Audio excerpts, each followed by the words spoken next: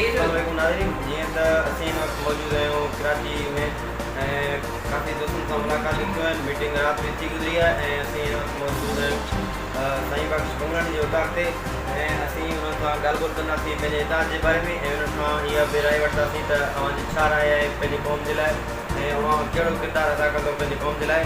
पहिरियों त मां उन्हनि खे मुबारकबाद पेश कंदुसि डिवीज़न कराची जे सदर थियण ते ऐं DC साहब खे बि मां मुबारकबाद पेश करियां थो जनरल सेक्रेटरी के तौर डिवीज़न कराची।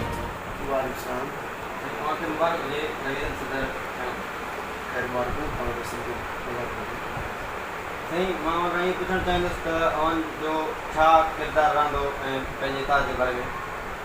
सभु खां पहिरियों त आल पाकिस्तान बंगाली इतिहाद जे वक़्त जो उहिदेदार ऐं पंहिंजे सरदार मीर खान बंगानी जो शुक्रगुज़ार आहियूं जिन असांखे हिन लाइक़ु सम्झो ऐं कराची डिवीज़न ते सदर मुक़ररु कयो आहे। कोशिशि कंदासीं त पंहिंजे माण्हुनि पंहिंजी बिरादरी जे लाइ वधि में वधि कोशिशि कयूं। ऐं जेको बिरादरी जा इतिहाद आहे बेसिकली हक़ीक़त हीअ आहे त कुझु अर्सो पहिरियों ताईं कहिड़ी शयुनि मुखालिफ़ हुयुसि त बिरादरी इतिहाद न हुजणु घुरिजे, हिकु क़ौम थी अॻियां वधणु घुरिजे। लेकिन अगरि हिकु थी नथा करे सघूं ऐं अहिड़े ई तरीक़े सां त उहा अगरि बंगाली बिरादरी आहे उहो पंहिंजनि माण्हुनि खे एविडेंस ॾियनि, उन्हनि माण्हुनि वटि हली वञनि, पंहिंजनि माण्हुनि जे लाइ उन्हनि खे उजागर कनि, पंहिंजे हुकूकनि लाइ ॿुधाइनि त असांजा हुकूक छा आहिनि, असांजा हक़ छा आहिनि। ऐं सेम उन तरीक़े सां ॿियनि बिरादरियुनि जा माण्हू छोजो तनज़ीमूं उहे रहियूं कोन्हनि, जेके तनज़ीमूं अॻे मंशूरनि मुताबिक़ हलंदी हुयूं, माण्हुनि खे उजागर कंदी हुयूं, उहे शयूं रहियूं कोन्हनि खे। सो मजबूरनि मुंहिंजे ख़्याल में कंहिं बि कुते पियल बिरादरीअ लाइ ज़रूरी आहे त उन बिरादरी जा पढ़ियल लिखियल माण्हू सुठियल माण्हू निकिरनि ऐं पंहिंजनि माण्हुनि खे उजागर कनि, उन्हनि खे ॿुधाइनि त तालीम ज़रूरी आहे, उन्हनि खे ॿुधाइनि त वोट ज़रूरी आहे।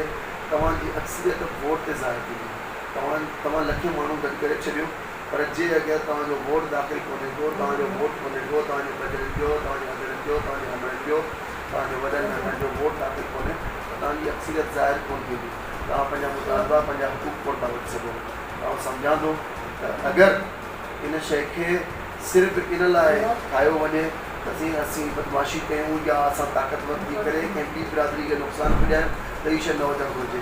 लेकिन जहिड़े तरीक़े सां बंगाली इतिहाद जे दोस्तनि पंहिंजे मुल्क ऐं क़ौम जे लाइ, पंहिंजी बिरादरी जे भलाई जे लाइ, उन्हनि जे रोशन मुस्तक़बिल जे लाइ इहो इतिहाद ठाहियो आहे त असीं हिनखे भलीकार चऊं था ऐं उमेदु कयूं था त इंशाअल्लाह बंगाली बिरादरी पंहिंजे मुल्क ऐं क़ौम खां सची आहे, सची रहंदी। पंहिंजे अफ़वाज पाकिस्तान लाइ जेके अफ़वाज पाकिस्तान असांजी क़ुर्बानी ॾिनियूं आहिनि ऐं तव्हांखे ॿुधाईंदो हलां त खोड़ सारनि माण्हुनि खे सियासी माण्हू भुलाईंदा आहिनि, चवंदा आहिनि त बाबा फ़ौजी हीअं करे छॾियो, फ़ौजी हीअं करे छॾियो, फ़ौजी क़ाबिज़ थी आहे। और सम्झां थो त जेको क़ुर्बानी थींदो हक़ बि उनजो आहे। यदि महिनत तव्हां कंदो, क़ुर्बानी तव्हां ॾींदो, ॿार बच्चा तव्हां पंहिंजा घरनि में छॾे ऐं सरहदनि ते बीहंदो त पोइ सभ खां पहिरियों जेके माले गनीमत आहिनि उन्हनि ते हक़ बि तव्हांजो आहे।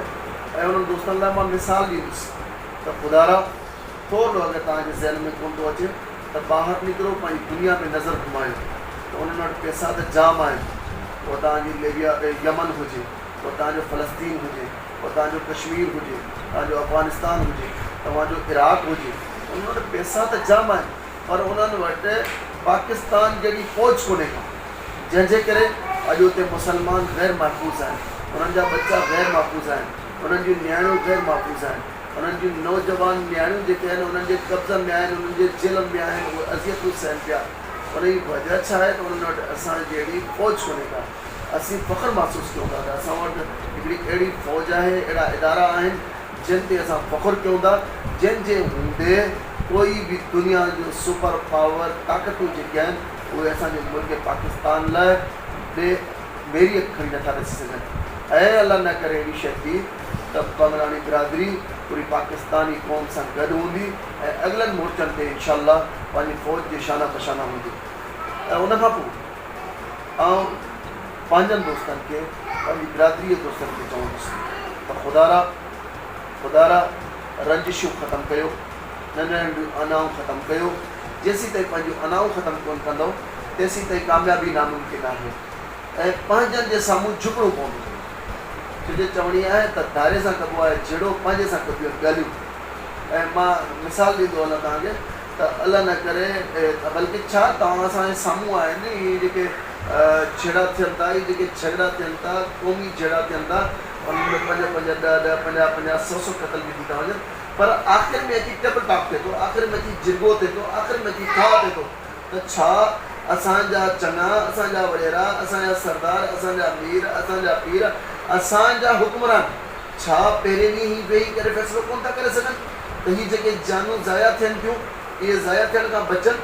छा इहे जेके खिचे में धाड़ियल वेठा आहिनि उहे इंसान कोन्हनि के? उन्हनि खे ज़िंदा रहण जो को हक़ु कोन्हे को? छा उन्हनि जा के हुकूक कोन्हनि के?